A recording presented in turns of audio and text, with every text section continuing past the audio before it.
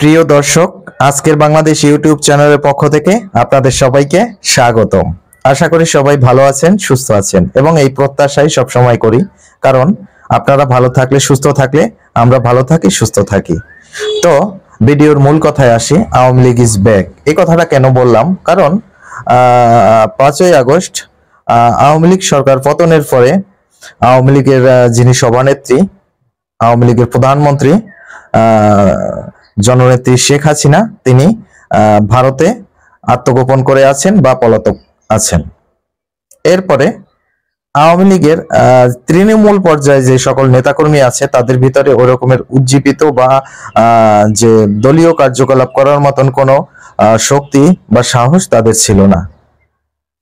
এতদিন পর্যন্ত কখনো তারা এভাবে রাজপথে আসে নাই, কিন্তু একটা ছিল যে 15ই আগস্ট তারা রাজপথে নামবে। কিন্তু 15ই আগস্ট রাজপথে নামার পরে বাংলাদেশের যে ছাত্র জনতা, তাদের রোষের মুখে আওয়ামী লীগ আবার রাজপথ ত্যাগ করতে বাধ্য হয়েছে।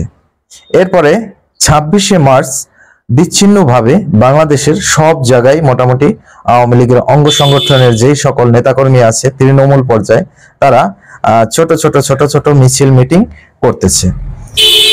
এবং আসল খেলাটা ঈদের দ্বিতীয় দিন থেকে শুরু হয়েছে। ঈদের দ্বিতীয় দিন থেকে রাজধানীর বুকেও বিভিন্ন জায়গায়, যেমন গুলশান, বনানী, তারপরে খিলক্ষেত, উত্তরার বিভিন্ন জায়গায়, মিরপুরের বিভিন্ন জায়গায় আওয়ামী লীগের যে সকল নেতাকর্মীরা আছে তারা সবাই বিক্ষোভ মিছিল এবং হরতালের ডাক দিয়েছিল। এবং তারা প্রকাশ্যে আওয়ামী লীগের ব্যানার, ফেস্টুন এগুলো নিয়ে রাস্তায় নেমে মিছিল করেছিল এবং শেখ হাসিনা ফিরে আসবে এই ধরনের স্লোগান দিচ্ছিল। তো আমার থাম্বনেলে আপনারা একটা ছবি অবশ্যই দেখতে পাবেন। এই ছবিটা একটু দেখুন যে একজন লোক কতটা ভালোবাসলে একটা দলকে, সে এই দলের এই দুরবস্থার মধ্যে তার ছবিটি মাননীয় শেখ হাসিনা যিনি প্রধানমন্ত্রী ছিলেন তার ছবিটি কাঁধে নিয়ে ঘুরতেছে। তাইলে এ থেকেও বোঝা যায় যে জনগণ এখন আর থেমে নেই। আওয়ামী লীগের যে জনগণ আছে তারা মাঠে নেমে পড়েছে। এই থেকে বোঝা যায় যে আওয়ামী লীগ আজ ফিরুক কাল ফিরুক ফিরবেই, কারণ তাদের ফেরাফিরি ইদানিং শুরু হয়ে গেছে। কারণ আওয়ামী লীগের যে সকল নেতাকর্মী আছে তারা যদি মাঠে নেমে পড়ে তাহলে ফিরতেই হবে। কারণ বাংলাদেশের এই যে বললাম 35% or 30% আওয়ামী লীগ আছে, এদেরকে তো আপনি মানে গুলি দিয়ে একদম ডাইরেক্ট যদি গুলি দিয়ে দেন তাও সে মারা যাবে, তার ছেলে আওয়ামী লীগ করবে, এরকমের জন্মসূত্রে আওয়ামী লীগ। এরকমের বিএনপির ভিতরেও আছে। যেমন আওয়ামী লীগের এই যে 17 বছর রাজত্বের ভিতরে অনেকে ভাবছে যে বিএনপি হয়তো শেষ হয়ে গেছে, কিন্তু কই, এই যে শেখ হাসিনা সরকার পতনের পরে ইনুস সরকারের আমলে এখন দেখেন তো আনাচে কানাচে আপনি যেখানে তাকাবেন বিএনপি, যেখানে তাকাবেন বিএনপি। অতএব এটা হচ্ছে জন্মসূত্রে। বিএনপির অনেক নেতা মারা গেছেন, তাদের ছেলে ফান নাতিপুতি তারা জন্মসূত্রে বা ব্লাডের টানে বিএনপি করে। এরকমের আওয়ামী লীগেরও অনেক লোক আছে, তারা তাদের বাবা মার সূত্রে, যে বাবা বিএনপি করতো, এই আওয়ামী লীগ করতো, এই সূত্রে আমি আওয়ামী লীগ করবো, বা তার ব্লাডে ওই যে আওয়ামী লীগ আছে, এরকমের। তো যেভাবে বাংলাদেশের জনগণ এখন আবার আওয়ামী লীগ সরকারের সভানেত্রী জননেত্রী শেখ হাসিনা তাকে ফিরিয়ে আনার জন্য যেভাবে রাস্তাঘাটে আন্দোলন অবরোধ শুরু করছেন, তা থেকে অবশ্যই একথা বলা যায় যে আওয়ামী লীগ ইজ ব্যাক। এবং আওয়ামী লীগ ব্যাক করার পিছনে ভারত যে কলকাঠি নাড়ছে, তাদের বিভিন্ন ভাবে যে কলকাঠি নাড়ছে, সেটা 100% সত্য কথা।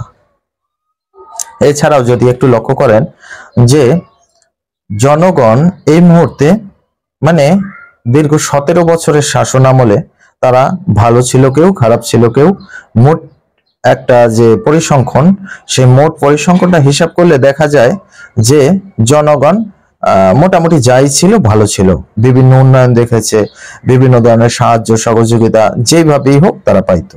কিন্তু এখন তো সবকিছু কেউ কিছু পাচ্ছে না। এই জন্য আমি যে কথায় কথায় বলি যে প্রধান উপদেষ্টা ডক্টর মোহাম্মদ ইউনূস, আপনি নির্বাচনটা দেন। কারণ নির্বাচনটা দিলে হয় কি, যে কোনো নির্বাচিত সরকার এই মুহূর্তে যদি বিএনপি ক্ষমতায় থাকে বাংলাদেশের, তাইলে হবে কি, জনগণের একটা আস্থা ভরসার জায়গা থাকবে। নির্বাচিত সরকার আমাদের প্রতিনিধি, আমাদের তার কাছে অনেক কিছু চাওয়া পাওয়ার আছে, আপনার কাছে আমাদের কিছু চাওয়া পাওয়ার নেই। আপনি এই আসছেন, উড়ে এসে জুড়ে বসেছেন, আবার চলে যাবেন। সেই চলে যাওয়াটা যদি একটু আগে যান, তাহলে বাংলাদেশের যে জনগণ আছে, তৃণমূল জনগণ, কোনো দল করে না, আর সে আওয়ামী লীগ চেনে না, বিএনপি চেনে না, চাই শুধু একটা রাজনৈতিক সরকার। সে 5 বছরের মাথায় একবার ভোট দিবে, সেই 5 বছরের মাথায় সে জাস্টিফাই করবে যে এই 5 বছরে আওয়ামী লীগ সরকারের ভোট দিলে ভালো হবে না বিএনপি সরকারকে ভোট দিলে ভালো হবে। এই দুইটাই দল আছে এবং এই দুইটার ভিতরে একটা ক্ষমতায় আসবে, হয় আওয়ামী লীগ না বিএনপি। যে যত লাফালাফি করেন, আপনি এনসিপি করেন আর এমসিপি করেন আর জেডসিপি করেন, ওয়াইসিপি করেন, ঠিক আছে, কোনো সিপিতে লাভ নাই। সব সিপি খুলিয়া তারপরে ওই যে সিপির ভিতরে যেই বোতলে যেই লিকুইড পদার্থ থাকে, সেটা কোকা কোলা হোক, জুস হোক, খাইয়া তারপরে সিপি সহ বোতল ফেলাই দেওয়া হয়।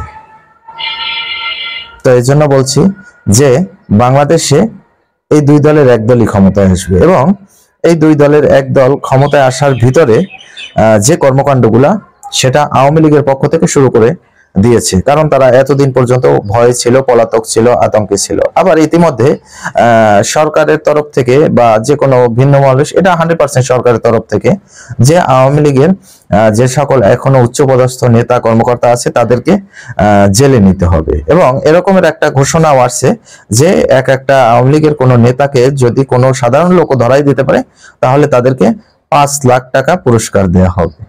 ঠিক আছে, এর মানে হচ্ছে যাতে আওয়ামী লীগ এখন যেভাবে মানে জেগে উঠেছে, তাদেরকে সেই জাগানো থেকে মানে আবার যাতে একটা ভয় ভীতি দেখায় ঠান্ডা করে রাখা যায়, এরকম একটা চেষ্টা সরকার বা সরকার দলীয় লোকজনের ভিতরে তারা সবাই করতেছে।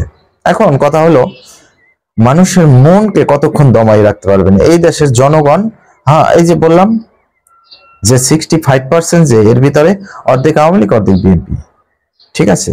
এছাড়া যে আর 25% আছে, তারা কেউ রাজনীতি করে, কেউ রাজনীতি করে না, ঠিক আছে, কেউ ভোটই দিতে যায় না, হ্যাঁ, কেউ সরকারি চাকরি বাকরি করে, বা কেউ মারা গেছে, বা কেউ বিদেশে থাকে, এরকমের। তাইলে এদেরকে গোনায় ধরা যায় না। আসল গোনাটা ওই যে 70% নিয়েই, সেই 70% এর ভিতরে 65% এই দুই দলের। তাইলে এখানে আপনার আমার লাফালাফি করে তেমন কোনো লাভ নাই, কোনো লাভ নাই। যত লাফালাফি করেন আর যাই করেন, ওই যে বললাম যে সিপি খুলে ভিতরের জুস খেয়ে তারপরে বোতল সহ সিপি ফেলে দেওয়া হয়, সেটা এনসিপি হোক, ইউসিপি হোক, জেডসিপি হোক, যাই হোক। এনসিপি যে নতুন একটা দল হয়েছে, সেই দলের নিবন্ধন বাতিল করার জন্য প্রধান উপদেষ্টা ডক্টর ইউনূসের উপরে বিভিন্ন থেকে বিভিন্ন ভাবে চাপ প্রয়োগ করা হচ্ছে।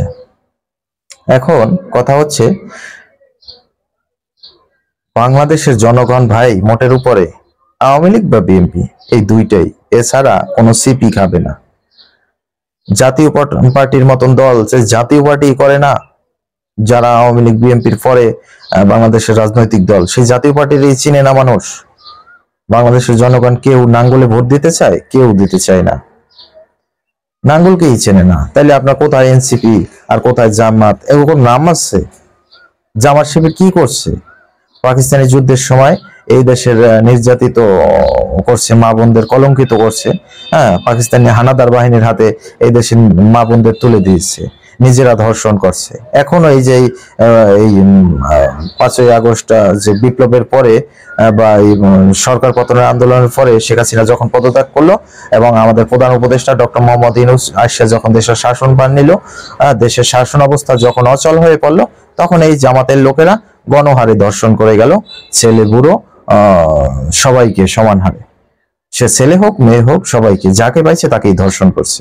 এটা হচ্ছে জামাতের নেচার, যারা মাথায় টুপি দিয়ে মুখে দাড়ি রেখে তারপরে মানে বিভিন্ন ভাবে তারা বিভিন্ন পীর বা সেই আলেম ওলামা সাজার এই করে নাটক করে যত রকমের অপপ্রচার বা খারাপ কাজগুলা এরা করে থাকে।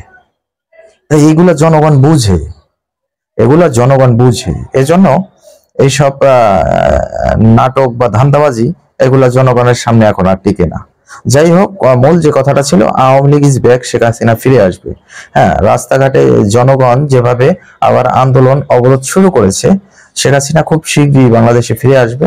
ভারতীয় নিউজ মিডিয়া এরকমই দাবি করছে এবং ইমিডিয়েট শেখ হাসিনার যে অডিও রেকর্ডগুলো ভাইরাল হয় সেগুলো শুনে দেখবেন যে তার কথার ভিতরে প্রথম তো 3 মাসে 4 মাসে সে কোনো কথাই বলে নাই, কোনো গণমাধ্যমে কোনো কিছুতে কথা বলে নাই।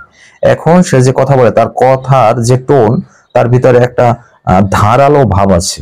সেই ধারালো ভাবটা থেকেও বোঝা যায় যে সে আবার ফিরবে। অতএব জনগণ যদি চায় তাহলে তার ফেরা কেউ আটকাইতে পারবে না, আর জনগণ যদি না চায় তাহলে সে ফিরতেও পারবে না। তারপরেও এটাও সত্য যে শেখ হাসিনার উপরে বহির্দেশের যেমন আমেরিকা বলেন, রাশিয়া বলেন, ইন্ডিয়া বলেন, এরকমের 3টা বড় শক্তিশালী দেশ শেখ হাসিনাকে সাপোর্ট করে।